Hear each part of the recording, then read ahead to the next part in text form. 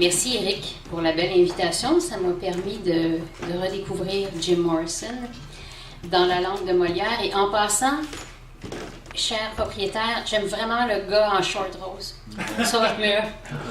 C'est Sean. Sean? C'est l'Australien. Je vais commencer par pourquoi je bois. Pourquoi je bois? Pour écrire de la poésie.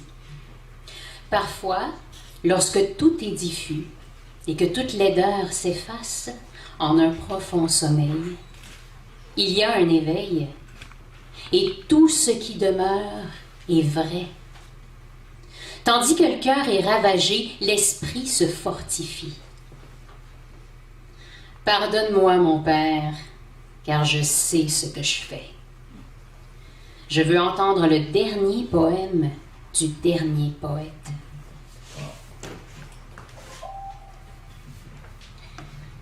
Je poursuis avec un texte à moi, ça s'intitule Saturnales. Les Saturnales, c'était des fêtes de la Rome antique où maître et esclave étaient placés sur un pied d'égalité. Et quiconque a été esclave de l'alcool comprendra de quoi je parle. Il est là sur l'étal, tentation exaltante que je lampe à grande goulée luxuriante. Prince des poubelles, il imprime sa tutelle pendant que vitement j'avale l'hydromel. Mon idylle avec la disgrâce que j'enlace, lové dans les plis du reptile où pullule le poison dont je m'imprègne de plein gré. Emporté par le plaisir où je me laisse prendre au jeu du premier verre. Mercenaire de ma propre surenchère, car une pointe de cet éther, et me voilà pendu à son fil d'enfer. Émaillé des maillons indissociables d'une chaîne qui m'échine et me chahute vers la chute inévitable dans les vapes où je me vautre. Vaurienne invalide qui vomit cette flaque d'acide, mais par quel impair me suis-je enferré dans cet enfer? Quelle passion primaire me possède d'écluser ce verre? Pompette, mes potes prétendent que cette fiole est douée de paroles, qu'elle nous appelle et nous parle. Est-ce une fable? Cette chose est-elle donc capable de fabuler des palabres? Curieuse, je tends l'oreille et je veille, craintive, comme une amoureuse éprise, les révélations que recèle ce cépage. L'étoile des rois mages? L'énigme, que sais-je, du triangle des Bermudes, la loi du Talmud, le mystère de la gnose, mais parle, diable, dis-moi quelque chose! Possédé, je plonge tête première, pensant pénétrer le mystère au cœur du prochain vers, mais en vain. Puisque chaque gorgée m'égorge de son glaive, me gangrène lave et m'avive le venin. Et pourtant, que diable, je n'entends toujours rien. De vers en vers d'ailleurs, j'en entends toujours moins.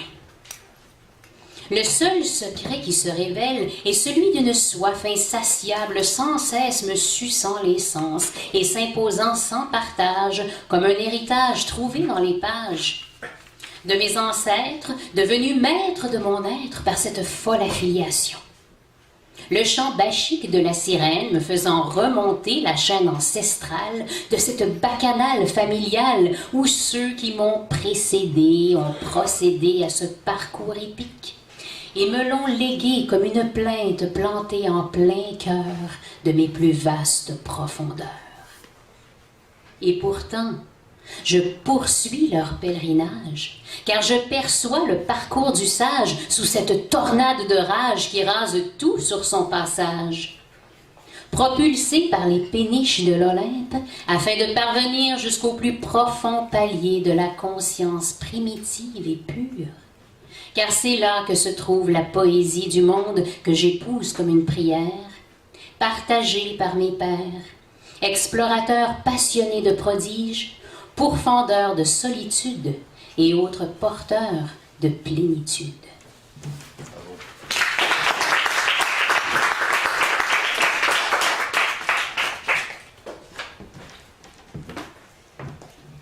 Je vais poursuivre avec un texte de Jim Morrison qui est partagé par un autre poète ici, donc vous allez l'entendre dans deux versions différentes.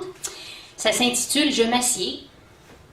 Je m'assieds J'écoute le sifflement de la circulation et j'invoque dans cette chambre incendiée, dévastée, un fantôme, quelques vagues ressemblances d'un autre temps. De temps en temps, comme un long rêve électrique et malsain, c'est un état confus. Là-bas, le monde est avide de son amour. Ils draineront sa vie comme de chauds conducteurs, s'infiltreront dans son âme par tous les côtés et fondront la forme qu'elle avait pour moi. Mais je le mérite. De tous les cannibales, je suis le plus grand. Un avenir de fatigue. Laissez-moi dormir, poursuivre ma maladie.